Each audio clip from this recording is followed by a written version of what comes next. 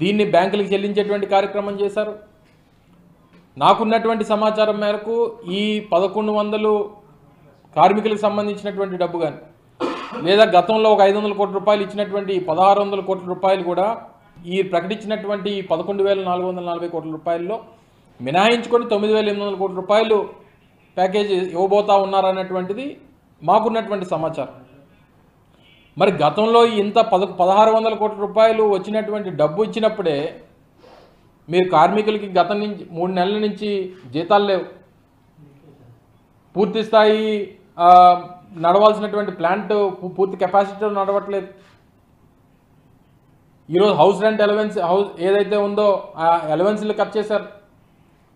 గత 7 మాసాలుగా కూటమి ప్రభుత్వం అధికారంలోకి వచ్చిన తర్వాత ఈ ప్లాంట్కి జరిగినటువంటి ప్లాంట్ గురించి కానీ ప్లాంట్ ప్రైవేటైజేషన్ విషయంలో దాని మీద ఇవ్వాల్సినటువంటి స్టేట్మెంట్ కానీ లేదా కేంద్ర ప్రభుత్వానికి రాయాల్సినటువంటి లేఖలు కానీ లేదా కేంద్ర ప్రభుత్వం మీద ఒత్తిడి తీసుకొచ్చేటువంటి సందర్భాలు ఉన్నటువంటి సందర్భాల్లో మాట్లాడినటువంటి విషయాలు కానీ ఏ రోజు కూడా లేవు అనేటువంటిది ఈరోజు అర్థమవుతా ఉంది. మరి ఇంత పెద్ద ఎత్తున నిన్న కాక మొన్న 8వ తారీఖున విశాఖపట్నంలోనే పెద్ద సభ జరిగింది. నేరుగా ప్రధానమంత్రి గారు సభకు విచ్చేశారు. అదే సభలో ముఖ్యమంత్రి గారు ఉన్నారు. మరి ఇవన్నీ ఇంత పెద్ద ఎత్తున ఇన్ని లక్షల మంది సమక్షంలో జరిగినటువంటి సభలో ఎందుకు ఈ ప్రకటన చేయలేదు? దీనికి అంటే అనేక అనుమానాలకి ఇదంతా కూడా తావిస్తూ ఉంది. ఎందుకు చేయలేదు? ఒకవేళ నిజంగా మీకు ప్రధానమంత్రి మోడీ గారన్నా లేదా రాష్ట్ర ముఖ్యమంత్రి చంద్రబాబు నాయుడు గారన్నా వీరంతా కూడా రాజకీయ నాయకులు, రాజకీయాల్లో ఆరితేరినటువంటి వాళ్ళు. దీని నుంచి నిజంగా రాజకీయంగా లబ్ధి పొందుదాం అన్నటువంటి ప్రయత్నం ఆలోచన ఉండుంటే ఎందుకు ఆ ప్రకటన ఆ రోజు 8వ తారీఖున చేయలేదు? మీరు ఇప్పుడు ఇస్తున్నటువంటి ఈ ప్యాకేజీకి వెనక ఉన్నటువంటి మతలబ్ ఏంటి? సరే, ఇందాక నేను చెప్పినట్టు ఇదేదో వెంటిలేటర్ మీద ఉన్నటువంటి పేషెంట్కి ఆక్సిజన్ అందించినట్టు అవుతుంది. అందులో ఏ రకమైనటువంటి అనుమానం లేదు. ఏదో వేడి నీళ్ళలో చల్లనీళ్ళ పనికొస్తుంది. ఈరోజు ప్లాంట్ మీద ఉన్నటువంటి లోన్స్ ఆల్మోస్ట్ 25,000 కోట్ల రూపాయల లోన్స్ ఉన్నాయి. ఈరోజు ప్లాంట్ని నడపాలంటే క్యాపిటల్ ఎక్స్పెండిచర్ కావాలి.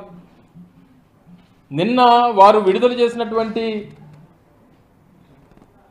ప్రెస్ ఇన్ఫర్మేషన్ బ్యూరో విడుదల చేసినటువంటి ఈ ప్రెస్ రిలీజ్లో ఉన్నటువంటి ఈ 4 పేరాల్లో ఎంతైతే ఇవ్వబోతా ఉన్నామో 11,440 కోట్ల రూపాయలు, ఇందులో 10,300 కోట్ల రూపాయలు ఈక్విటీ కింద ఇస్తాం అండ్ ప్రిఫరెన్షియల్ షేర్ క్యాపిటల్ కింద 1,140 కోట్ల రూపాయలు ఇస్తామన్నటువంటిది మెన్షన్ చేశారు. గతంలో కూడా రాజశేఖర రెడ్డి గారు ముఖ్యమంత్రిగా ఉన్నప్పుడు ఒక 5,000 కోట్ల రూపాయలు ఈ ప్రిఫరెన్షియల్ షేర్ క్యాపిటల్ కింద అప్పట్లో ఇవ్వడం జరిగింది. గతంలో పివి నరసింహరావు గారు ప్రధానమంత్రిగా ఉన్నప్పుడు ఒక 2,000 కోట్ల రూపాయలు ప్రిఫరెన్షియల్ షేర్ క్యాపిటల్కి ఇవ్వడం జరిగింది.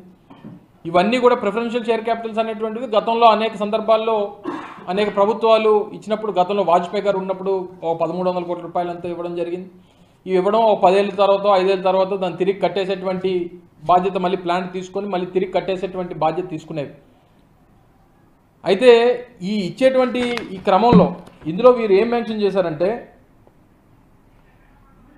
ఇప్పుడున్నటువంటి పరిస్థితుల్లో అంటే 31/3/2024 అంటే గత సంవత్సరం ఆర్థిక సంవత్సరం పూర్తయ్యేటువంటి సమయానికి ప్లాంట్ తాలూకా వాల్యూ -4,538 కోట్ల రూపాయలు ప్లాంట్ తాలూకా వర్త్ కింద వారు మెన్షన్ చేశారు. దాంతోపాటు ప్రజెంట్ ఉన్నటువంటి అసెట్స్ 7,600 కోట్ల రూపాయలు, లైబిలిటీస్ అంటే అప్పులు కట్టాల్సినటువంటి డబ్బు కానీ అప్పులు కానీ ఇవన్నీ కూడా 25,000 కోట్ల రూపాయలు అంటే 26,000 కోట్ల రూపాయలు లైబిలిటీస్ ఉన్నట్టుగా నిన్న వారు ఇచ్చినటువంటి పత్రికా ప్రకటనలో ఉన్నాయి. దాంతోపాటు ఇందులో మేజర్గా ఎందుకంటే నేను ప్రభుత్వాన్ని ప్రశ్నించే ముందు కానీ లేదా ప్రజలకు అనేక విషయాలు తెలియజెప్పేటువంటి విషయంలో కానీ కాస్త అవగాహన చేసుకొని నలుగురితో మాట్లాడి, కొంతమంది ఫైనాన్షియల్ ఎక్స్పర్ట్స్తో మాట్లాడి, కొంతమంది ఇంటలెక్చువల్స్తో మాట్లాడి, అందరితో మాట్లాడిన తర్వాత ఈరోజు మీ ముందుకు రావడం జరిగింది.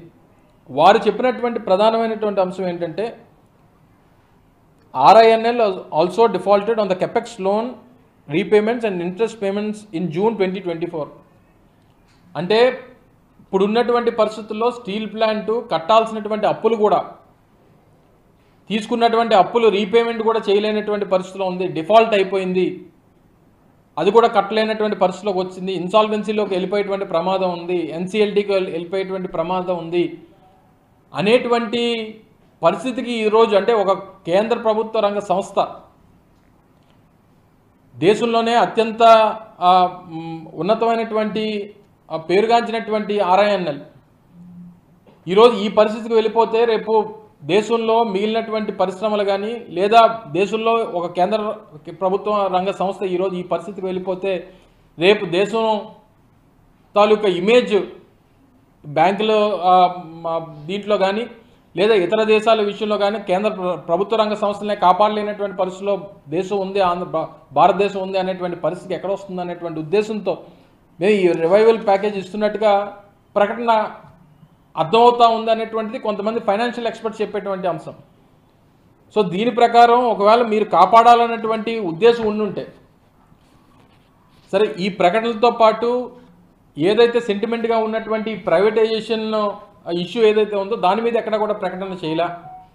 ప్రైవేటైజ్ చేయబోమని కానీ, లేదా ప్రైవేటైజేషన్ చేసినటువంటి ప్రకటన వెనక్కి తీసుకుంటున్నాం అనేటువంటి విషయాన్ని కానీ, లేదా రానటువంటి కాలంలో ఆ తాలూకా ఆలోచనని పూర్తిగా దాన్ని ఆపేస్తున్నాం అనేటువంటి విషయం కానీ ఎక్కడ కూడా మీరు ప్రకటన చేయలేదు. అనేక అనుమానాలు తావిస్తూ ఉంది. ఈరోజు పేమెంట్స్ తీసుకునేటువంటి దానికి, ఎందుకంటే అనేక రకాలైనటువంటి సప్లైస్ చేసేటువంటి సంస్థలు ఉన్నాయి ఈరోజు, టాటా కానీ, జిందాల్ కానీ, లేదా NMDC కానీ, ఇలాగ అనేక సంస్థలు ఈరోజు ప్లాంట్ ఆపరేషన్స్లో కానీ, లేదా కావాల్సినటువంటి రా మెటీరియల్స్లో కానీ ఈరోజు సప్లై చేసేటువంటిది కంపెనీలు చాలా ఉన్నాయి. ఈరోజు ఈ డబ్బు వస్తే సహజంగా మనందరికీ తెలుసు, ఒక అప్పు తీసుకున్నటువంటి వ్యక్తి ఏదో రూపంలో తీసుకున్నటువంటి వ్యక్తికి ఏదో రూపంలో డబ్బు వస్తుందనంటే అప్పు ఇచ్చినటువంటి వారందరూ కూడా వారిని చుట్టుముట్టేటువంటి పరిస్థితి వస్తుంది.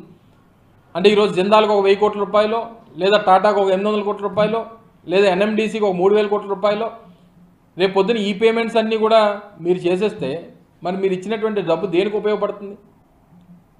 రేపు అంతకంటే ప్రమాదకరం ఏంటంటే VRS ఎందుకు మీరు ఇనిషియేట్ చేశారు? ఇప్పటికే 7.2 మిలియన్ మెట్రిక్ టన్స్ కెపాసిటీతో నడవాల్సినటువంటి ప్లాంట్ కేవలం 60% కెపాసిటీతో నడుస్తూ ఉంది. 3 బ్లాస్ట్ ఫర్నెస్లతో నడవాల్సినటువంటి ప్లాంట్ 2 బ్లాస్ట్ ఫర్నెస్లు మాత్రమే ఆపరేషన్లో ఉన్నాయి. మరి ఉన్నటువంటి 20,000 మంది కెపాసిటీతో నడవాల్సినటువంటి యూనిట్ ఈరోజు కేవలం 11,000 12,000 కెపాసిటీతో నడుస్తూ ఉంది. మరి ఇంకా ఉన్నటువంటి ఎంప్లాయీస్ని మీరు ఇంకా తగ్గించాలన్నటువంటి ప్రయత్నం చేస్తే ప్లాంట్ని ఏం చేయాలన్నటువంటిది మీ తాలూకు ఉద్దేశం. Subscribe to Social TV Telugu for more videos. Hit the bell icon for faster updates.